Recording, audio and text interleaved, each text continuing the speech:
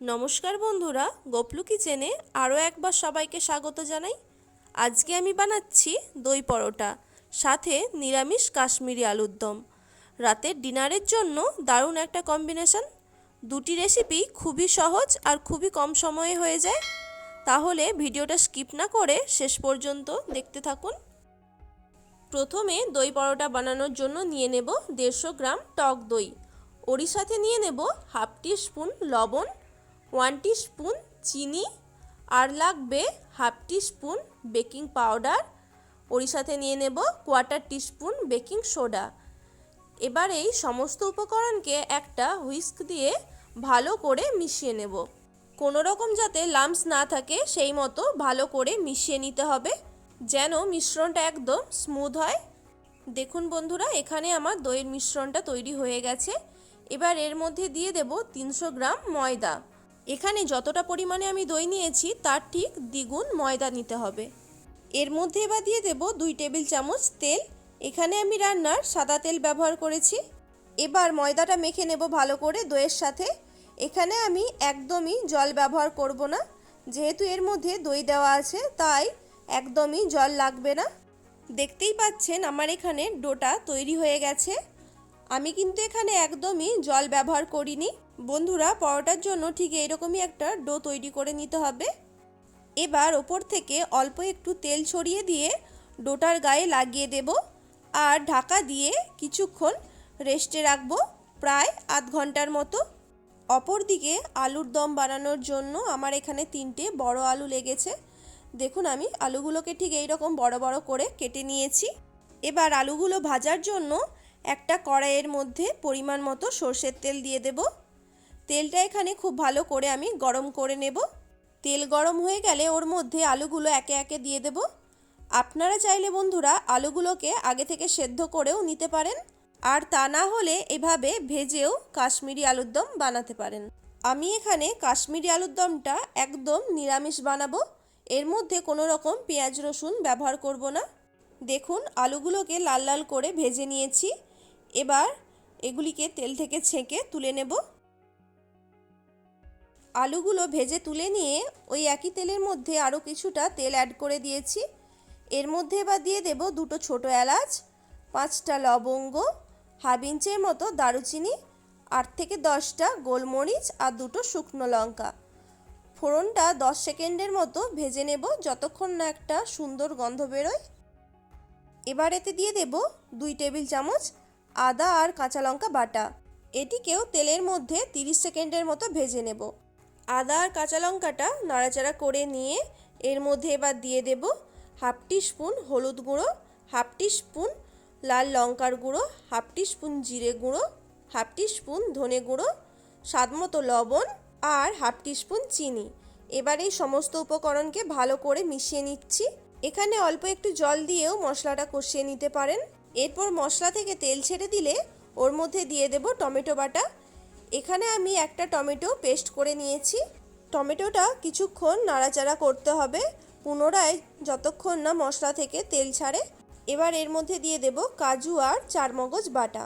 ওরই সাথে সামান্য একটু জলও দিয়ে দিচ্ছি বাটিটা ধুয়ে। এটিকেও এবার ভালো করে মিশিয়ে নিচ্ছি।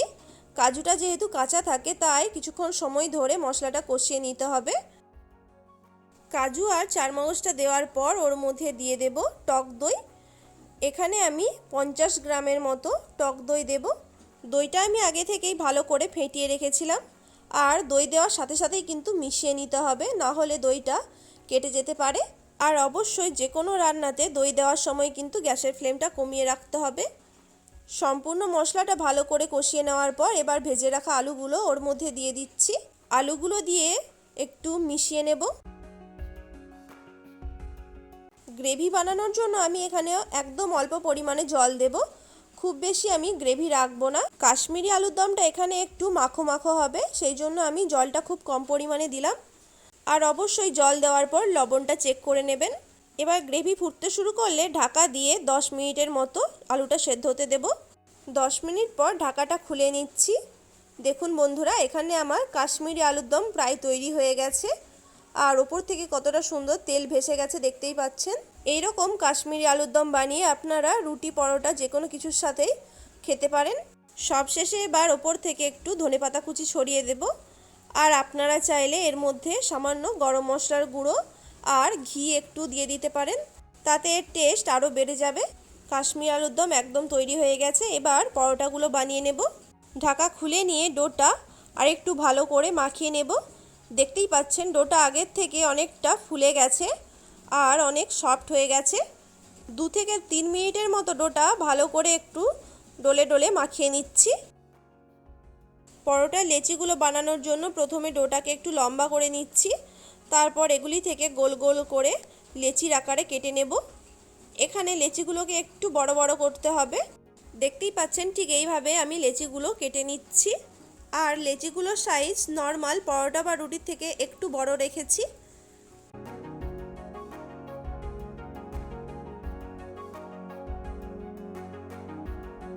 সম্পূর্ণ ডোটা থেকে আমার এখানে 6টার মতো লেচি হয়েছে। এবার হাত দিয়ে পাকিয়ে লেচিগুলোকে গোল করে নিচ্ছি। ঠিক এইভাবে সব লেচিগুলো আমার গোল করা হয়ে গেছে। এবার এগুলিকে পরোটার শেপ দিয়ে দেব। বন্ধুরা, আমি কিন্তু এখানে লেচিগুলো বেলে নিইনি, এভাবে হাত দিয়ে সামান্য একটু তেল দিয়ে চেপে চেপে গোল করে নিয়েছি। দেখতেই পাচ্ছেন ঠিক এইভাবে। আপনারা চাইলে রোলিং পিন দিয়ে পরোটাগুলো বেলে নিতেও পারেন, তবে বেলার সময় একটু মোটা করে বেলতে হবে। আর যদি হাত দিয়ে এভাবে গোল করে নিতে চান তাহলে অল্প অল্প করে তেল লাগিয়ে পরোটাটা এভাবে চেপে চেপে গোল বানিয়ে নিতে হবে। দেখতেই পাচ্ছেন পরোটাটা কত সুন্দর গোল হয়েছে। এবার ওপর থেকে একটু কালো জিরে ছড়িয়ে দিচ্ছি, এতে দেখতেও ভালো লাগবে আর পরোটাগুলো খেতেও বেশ সুন্দর একটা ফ্লেভার আসবে। আর সাথে একটু ধনেপাতা কুচিও ছড়িয়ে দিচ্ছি। কালো জিরে আর ধনেপাতা কুচি ছড়িয়ে দেওয়ার পর হাত দিয়ে একটু চেপে চেপে দেবেন, না হলে এগুলো ভাজার সময় সব ঝরে যাবে। একটা পরোটা বানিয়ে নেওয়া হয়ে গেছে। এবার এগুলিকে তাওয়াতে আমি ভেজে নেব। তাওয়াটা ভালো করে গরম করে নিয়ে প্রথমে পরোটাটা দিয়ে দিয়েছি। এর মধ্যে এখন আমি তেল দেব না, আগে দুদিকটা ভালো করে সেঁকে নেব। দুদিক উল্টে পাল্টে সেঁকে নেওয়ার পর তারপর এর মধ্যে আমি তেল দেব। দেখুন, আগে রুটির মতো করে দুদিকটা সেঁকে নিচ্ছি। যে কোনো পরোটা ভাজার আগে কিন্তু আগে যদি এভাবে সেঁকে নেওয়া হয় তাহলে ভাজার সময় পরোটাগুলো পারফেক্টলি গোল হয় আর খুব ভালো করে ভাজা হয়। এর মধ্যে এবার 1 চামচের মতো সাদা তেল দিয়েছি। পরোটাগুলো ভাজার জন্য খুব বেশি তেল লাগে না। দেখতেই পাচ্ছেন তেলটা দেওয়ার পরই পরোটাগুলো ফুলতে শুরু করে দিয়েছে। এভাবে ফোলার সময় হালকা করে চেপে চেপে দিলে পরোটাগুলো একদম ফুটবলের মতো ফুলে যাবে। দেখুন, দুদিকটা উল্টে পাল্টে আমি পরোটাগুলো চেপে চেপে ভেজে নেব। বন্ধুরা, আপনারা চাইলে পরোটাগুলো ভাজার সময় ঘি ব্যবহারও করতে পারেন তেলের পরিবর্তে। এভাবেই আমি উল্টে পাল্টে পরোটাটা ভেজে নেব। বন্ধুরা, আমার এখানে দই পরোটা বানানো একদম তৈরি হয়ে গেছে। আজকের এই রেসিপিটা কেমন লাগলো অবশ্যই কমেন্ট করে জানাবেন। ভালো লাগলে ভিডিওটিতে একটি লাইক করে চ্যানেলটি অবশ্যই সাবস্ক্রাইব করে দেবেন। আপনারাও চাইলে এভাবে দই পরোটার সাথে কাশ্মীরি আলুর দম রাতের ডিনারে বানিয়ে খেতে পারেন। সবাই ভালো থাকবেন, সুস্থ থাকবেন। আজকের রেসিপিটা সম্পূর্ণ দেখার জন্য অসংখ্য ধন্যবাদ।